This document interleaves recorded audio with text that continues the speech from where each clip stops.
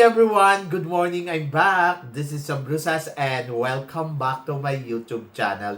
Oh my gosh! This is it guys, pag-uusapan natin ngayon. Reaction natin dito sa naganap na Man of the World 2026. Yan ang tatalakayin natin ngayon. But before anything else, hello Philippines and hello beautiful people! Mabuhay! Kamusta kayong lahat? Sana lahat po kayo ay okay at safe ngayong araw na ito. At syempre sa lahat naman ng mga bago nating subscribers dyan, hello po sa inyo lahat. Maraming salamat guys sa pag-subscribe ninyo. Syempre dito sa channel ko. At syempre sa lahat naman ng makasolid na, makamamasam dyan na laging tumututok dito, araw-araw, lagi-lagi. Maraming salamat guys sa inyong lahat. Syempre usapang Man of the World tayo ngayon. So ayun nga, natapos na kagabi yung Man of the World, kung saan naman ang bongga ng pageant na to. Dahil ang bilis, no? Parang kailan lang ay kararating lang ng mga kandidata. Ngayon ay coronation night na, kagabi.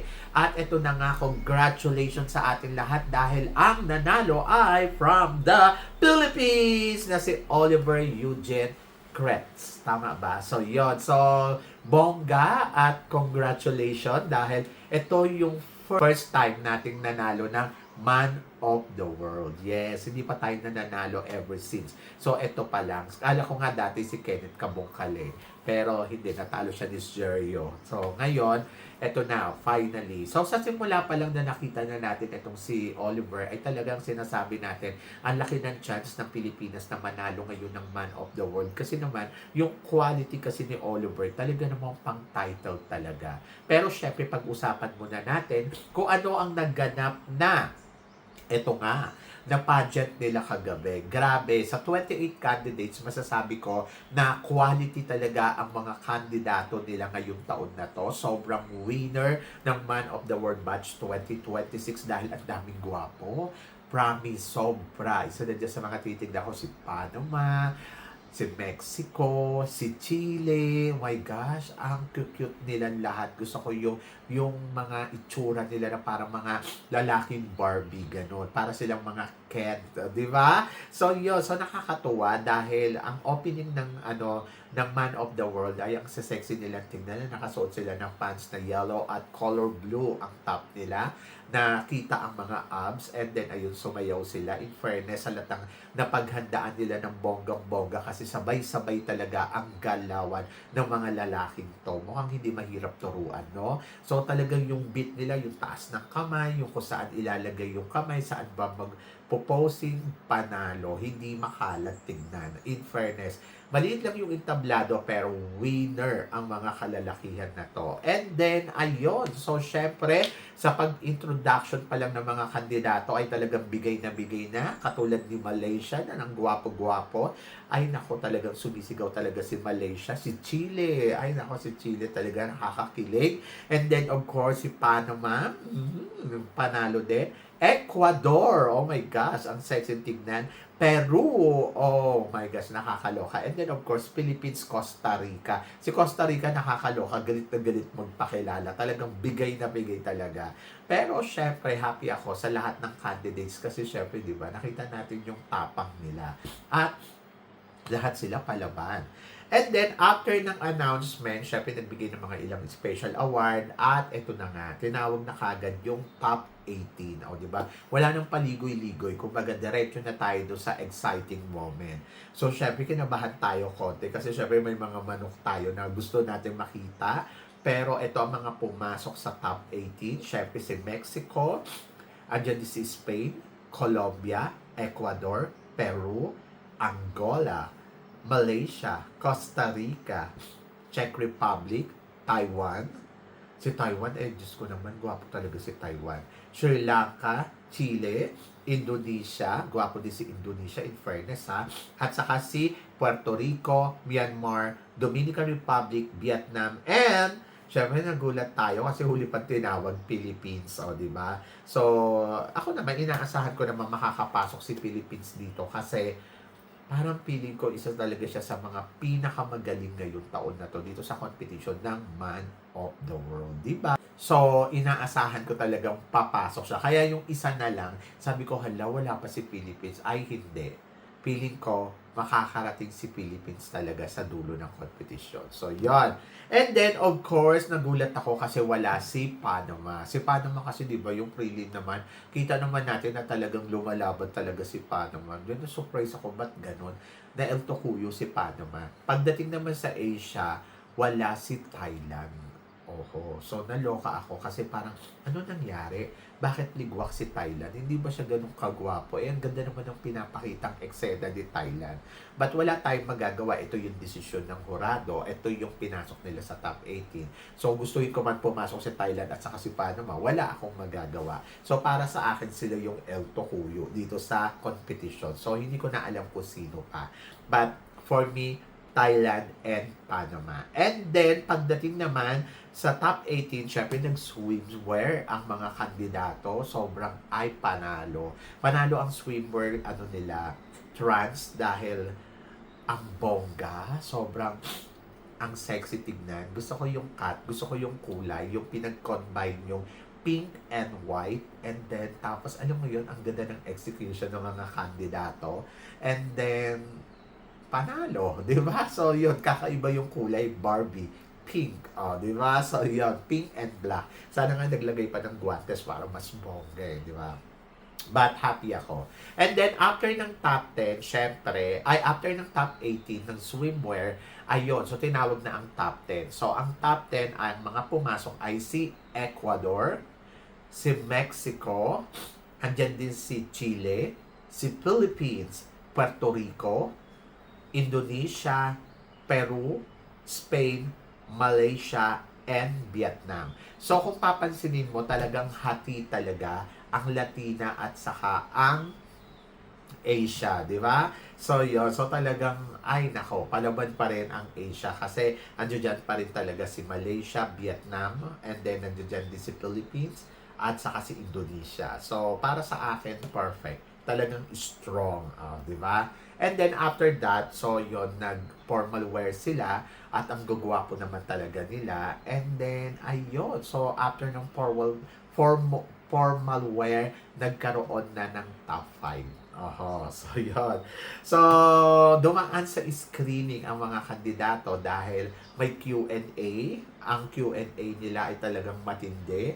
Pero hindi lang Q&A ngayong taon na to, dumaan din sila sa written, sa pagsusulat at i-explain nila kung ano ang kanilang pananaw or ano ang sinulat nila na tungkol sa mga bagay-bagay, di ba? So, yun. So, in fairness, gusto ko yung game ng Man of the World ngayong taon na to. Actually, first time ko lang nanood nito eh.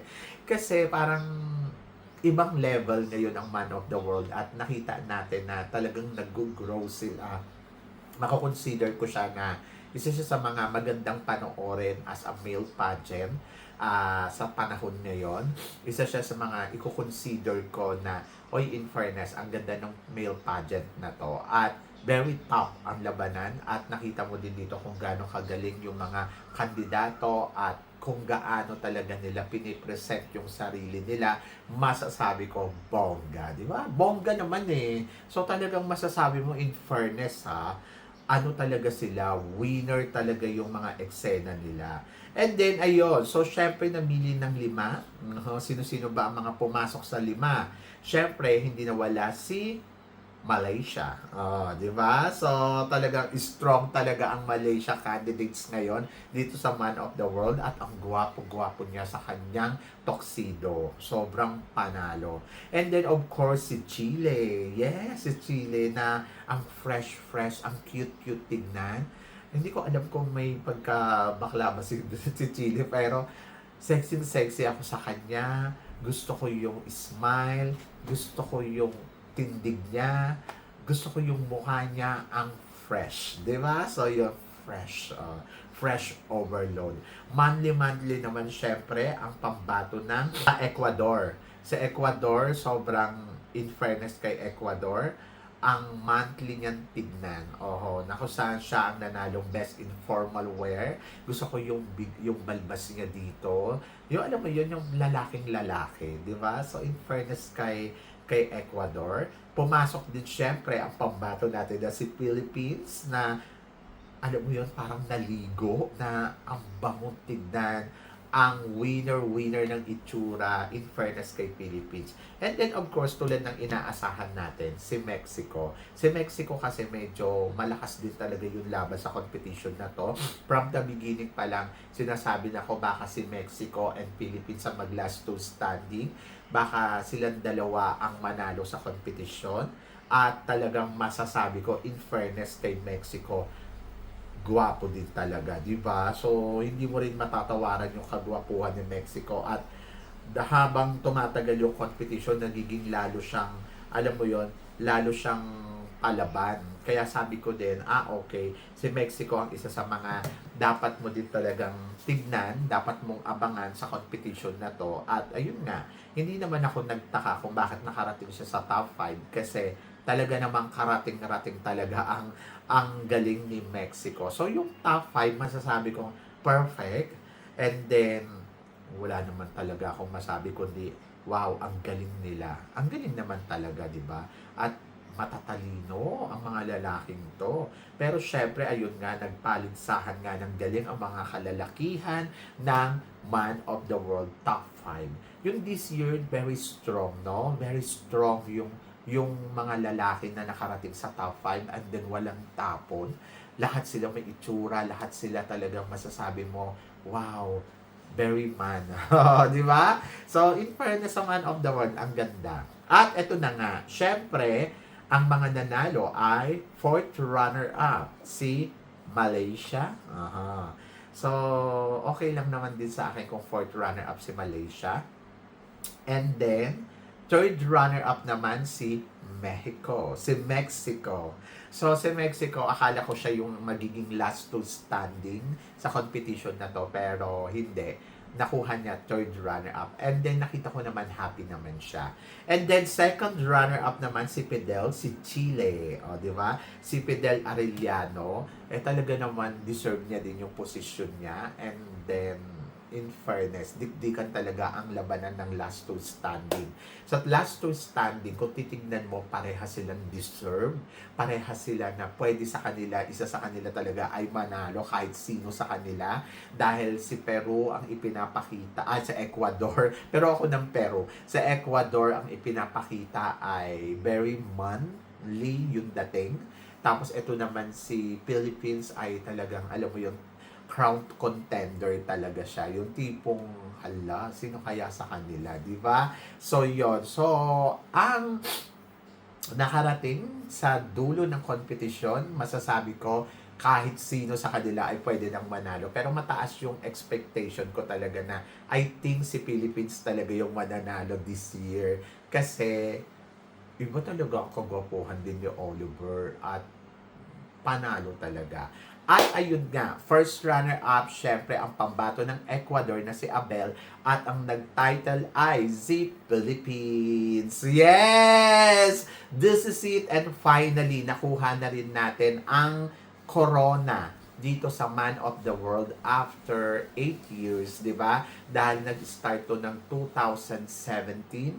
And then, ito na yung masasabi natin na parang, wow, finally, nagkuha na natin ang titulong Man of the World. So, yon. Kasi marami na rin naman talaga tayo mga kandidato na masasabi na malakas. Sabing ganon, malakas at pwede talagang manalo. So, hindi sila nananalo. Pero ito talaga si Oliver, feeling ko talaga mananalo na to ng bonggang-bongga. At ayun nga, nanalo nga tayo. So, congratulations. Congratulations sa ating the first Man of the World na si Oliver Eugene Kretz. Di ba? Kretz. So, yun. So, I'm so happy dahil deserve niya yon and God bless you. So, yon. So, ako masasabi ko, yung iba sinasabi, ay sa Philippines ginanap, ano daw, parang luto lang din daw yan. No! Hindi mo masasabing luto yan dahil nakita mo naman na talagang lumaban from the start ang pambato natin. At saka yung looks niya, kahit naman noon-noon pa sinabi ko na talaga sa kanya, mananalo ka dito. At totoo, nanalo nga ang pambato natin, di ba? So, yun. So, I'm happy. And then, of course, congratulations din sa Man of the World dahil this year, talagang winner na winner ang pageant nila. And then, looking forward ako para sa susunod nilang pageant sa susunod na taon. God bless and more power, syempre, sa pageant ng Man of the World. Ayan! So kayo guys, ano guys ang masasabi ninyo dito sa mga pinag-uusapan natin ngayon? Ano ba ang reaction mo sa mga winners ng Man of the World? May kandidato ka ba na hindi na nakarating sa dulo ng kompetisyon? I-comment below mo yan para at least malaman ko naman kung ano naman ang chika mo dito sa mga tinatalakay natin. Syempre maraming salamat sa inyong lahat sa love and support na binibigay ninyo syempre dito sa channel ko at sa mga hindi pa nakaka-follow at nakaka-subscribe, please don't forget to click like and subscribe my channel at i-click nyo na rin po ang notification bell to more updated syempre sa aking mga chika. Sabi ng ganon, always keep smiling and laban lang. So guys, hanggang dito na lang. Hanggang sa muli nating chikahan. See you tomorrow. Thank you guys.